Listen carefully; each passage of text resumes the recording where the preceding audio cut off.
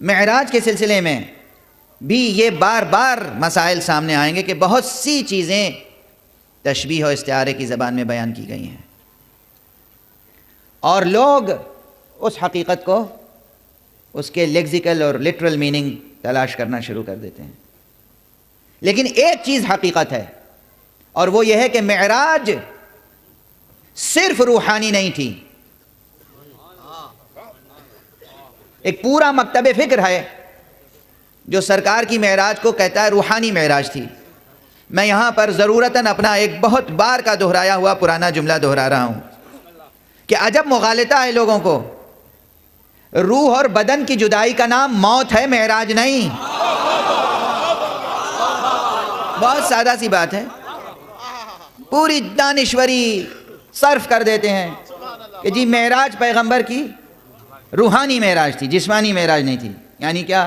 جسم یہاں رہ گیا، روح عالم بالا میں گئی، سیر کر کے واپس آ گئی، تو بدن جب یہاں رہ گیا اور روح مفارقت کر گئی تو اس کے معنی کہ حضور کی وفات ہوئی اور دوبارہ زندہ ہوئے۔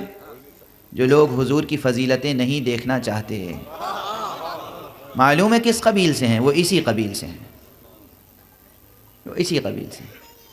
روح اور بدن کی جدائی کا نام موت ہے، معراج نہیں۔ پھر معراج کس کا نام ہے؟ معراج کا ابھی ایک صرف اجمالی تعریف پیش کر رہا ہوں، تفصیل تو آئندہ 3 دنوں تک اور بھی عرض کروں گا۔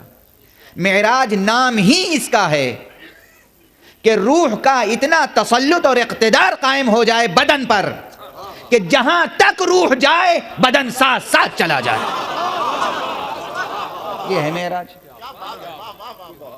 بدن چھوٹ گیا اور روح پرواز کر گئی تو موت ہے، بدن روح کے ساتھ ساتھ پرواز کرتا رہا تو معراج ہے۔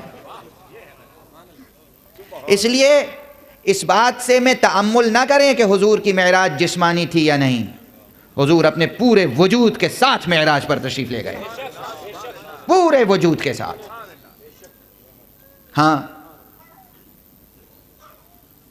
ایک اور مکتب فکر ہے جو اس سے بھی زیادہ رقیق بات کہتا ہے، وہ کہتا ہے کہ معراج حقیقی اور واقعی اور خارجی نہیں تھی، خارجی یعنی عالم خارج میں، بلکہ خواب دیکھا تھا حضور نے۔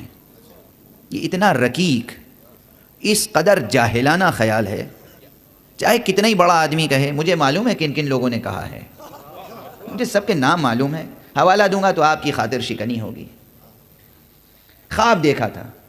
میں اس کا جواب دیتا ہوں بہت ہی معروضی انداز۔ بہت سے بچے خواب دیکھتے ہیں، جوان خواب دیکھتے ہیں اور خواب میں چہک جاتے ہیں، چونک جاتے ہیں، دونوں لفظ ہیں زبان میں۔ فارسی ہی کی ترکیبیں صرف استعمال نہیں کرتا، میں دیسی لفظیں بھی استعمال کرتا ہوں۔ چہک جاتے ہیں، چونک جاتے ہیں، اور اس کے بعد ماں باپ دوڑتے ہیں، عزیز اقربا کیا ہوا، کیا ہوا بیٹا، کیا ہوا؟ اب وہ کہتے ہیں کہ میں عجیب سا خواب دیکھ رہا تھا۔ کیا خواب دیکھ رہا تھا؟ میں دیکھ رہا تھا کہ کہیں بستر سے کوئی آیا، مجھے اٹھا کے لے گیا اور فضا میں بلند ہوتا گیا، خلا میں پہنچ گیا، اور وہاں جا کے میرا ہاتھ چھوٹ گیا اور میں بالکل حیران اور ششدر ہو گیا اور دم گھٹنے لگا، اور اس لیے میرے منہ سے چیخ نکل گئی، شاید اسی چیخ سے میری آنکھ کھل گئی اور آپ سب بھی پریشان ہو گئے۔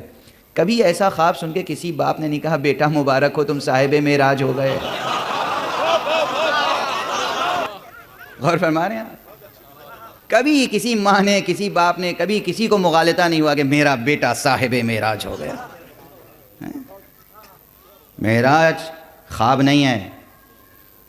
اچھا، اور دوسری دلیل کہ معراج خواب نہیں ہے، حقیقت ہے۔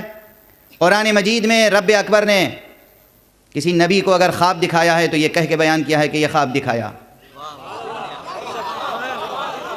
ابراہیم کو خواب دکھایا تو کہا کہ خواب دکھایا، پیغمبر کو خواب دکھایا دوسرے مقام پر تو کہا کہ خواب دکھایا، مگر سبحان الذی اسری بعبدہ، پاک اور پاکیزہ اور منزہ اور مقدس ہے وہ رب، وہ ذات جو اپنے بندے کو راتوں رات لے گئی۔